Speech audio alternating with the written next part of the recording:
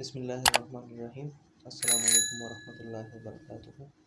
د پاکستان او د انډیا جنگ روان دی چې هغه جنگ چې څه وخت به هغه صرف خبرې وي، هغه اوس ډېر زور نه و هغه جنگ، او ډېر په تیزۍ سره روان دی چې هغه جنگ چې کوم دی، کله پاکستان حمله کوي کله انډیا حمله کوي.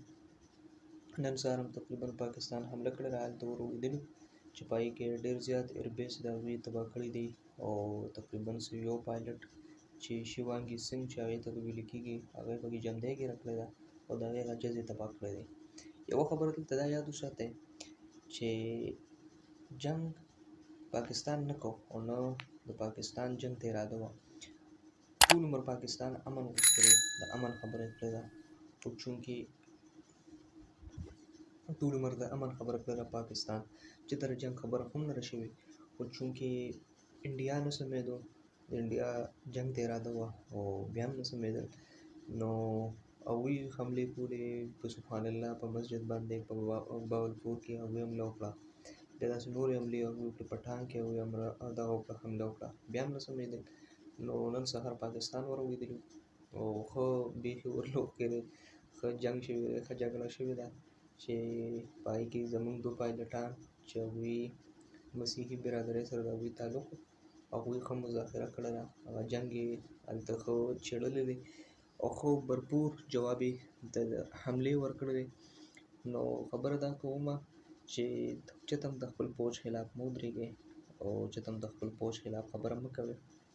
پاکستان کو هر څنګه دی، پاکستان زموږ ملک دی، پاکستان زموږ وطن دی، دا ملک وي موږ، پاکستان زموږ ملک دی، پاکستان زموږ وطن دی، دا ملک وي موږ به یو، دا وطن وي موږ به یو. او دا څونه د حیرانتیا، څونه د فخر خبره ده چې انسان د شپې اوده شي، هغه ځان د خبر هم نه وي، او د هغه د ملک آرمي، د هغه د ملک پوځ د هغه دفاع کوي، د هغه فضایي دفاع کوي، د هغه په باډر باندې دفاع کوي.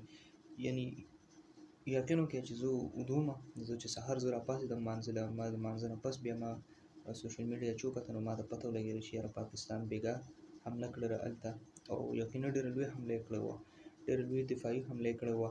نو پاکستان چېرته هم بد مه وایه. ډېر خلک داسې چې اوس هم د دې جنګ په دوران کې، د دې جنګ په وخت کې د پاکستان بد وي، د پاکستان آرمي پسې خبرې کوي. نو مهرباني وکړئ دا شی مه کوئ، کم از کم چې د خپل ملک د خپل پوځ سپورټ نه شئ کولی، نو کم از کم هغوی پسې خبرې هم مه کوئ. دا څوک دی دا پوځ؟ هم زما او ستا د ملک دی، زموږ د ستا د وطن دی. څنګه ته مور خور لرې داسې هغوی هم مور خور لري، څنګه ته بچي لرې داسې هغوی هم بچي لري.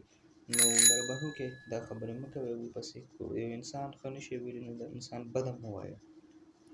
بله خبره دا چې پاکستان چې کوم اپریشن شروع کړی دی نو ډېر ښکلي نوم یې هغې ته ایښی دی، بنیان مرصوص، د قرآن ټکي دی چې په هغې باندې ځان له او یا اتیا نیکۍ میلاویږي. په یو حرف باندې رسول الله مبارک فرمایي د یو حرف باندې، د قرآن په یو حرف باندې 10 نیکۍ دي.